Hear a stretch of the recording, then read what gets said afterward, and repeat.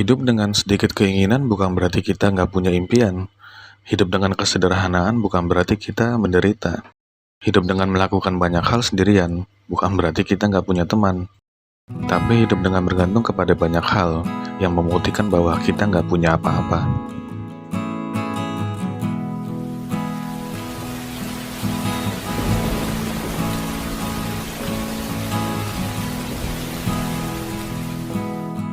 Kapan kita pernah berpikir bahwa nggak menjadi apa-apa adalah hal yang terbaik yang seharusnya kita lakukan sejak dulu, agar waktu kita nggak terbuang untuk melakukan banyak hal yang nggak perlu.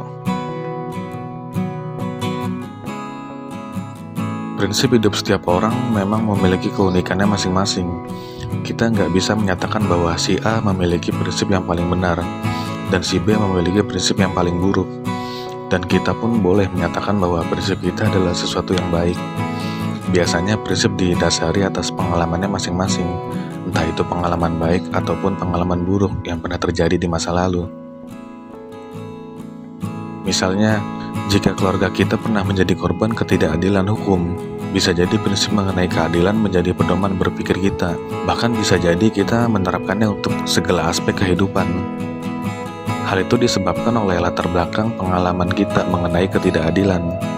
Atau contoh kedua, sejak dulu kita memiliki orang tua yang memahami pola hidup dengan benar, baik secara finansial ataupun psikologis, dengan fasilitas lingkungan yang sangat mendukung.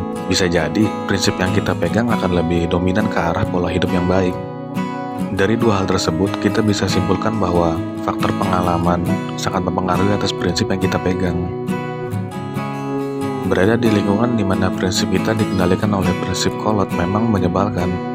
Ya, coba bayangin, kita memiliki impian untuk menjadi musisi di masa depan, tapi orang tua kita memaksa kita untuk menjadi dokter, hanya karena prinsip mengenai kesejahteraan datang dari uang.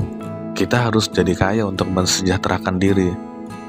Atau ketika kita memiliki kehidupan yang sederhana dan kita merasa nyaman dengan keadaan saat itu, tapi orang-orang di sekitar kita sering beranggapan bahwa kita itu ketinggalan zaman hanya karena gaya hidup mereka yang terlalu hedon, tanpa melihat dan menyadari keadaan mereka yang sebenarnya.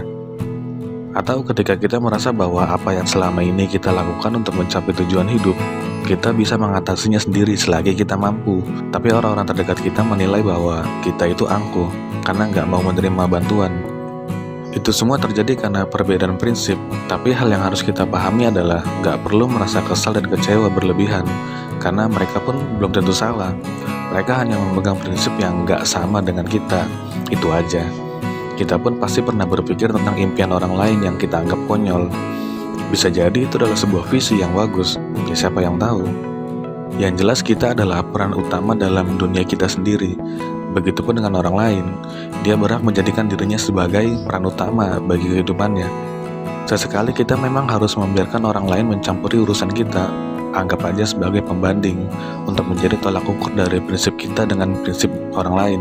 Tapi kita nggak bisa terus bergantung pada kemampuan orang lain jika hal tersebut menghambat perkembangan diri kita sendiri. Semakin sering kita bergantung pada kemampuan orang lain, maka semakin kita menunjukkan pada dunia bahwa kita nggak bisa apa-apa. Kita harus sadar bahwa konsep kerjasama bukan berarti bahwa orang lain akan mengatasi semua kekurangan kita, tapi kerjasama adalah melengkapi sesuatu yang kosong atau membagi posisi untuk suatu pekerjaan dengan tujuan yang sama. Apapun pedoman berpikir yang kita punya, jika kita merasa bahwa itu adalah hal yang baik dan tidak mengganggu orang lain, maka genggamlah prinsip itu.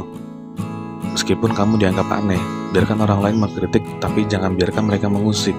Karena mereka nggak berhak mengatakan bahwa sambal yang kamu makan itu nggak pedas sebelum mereka mencicipi seperti apa pedasnya sambal itu.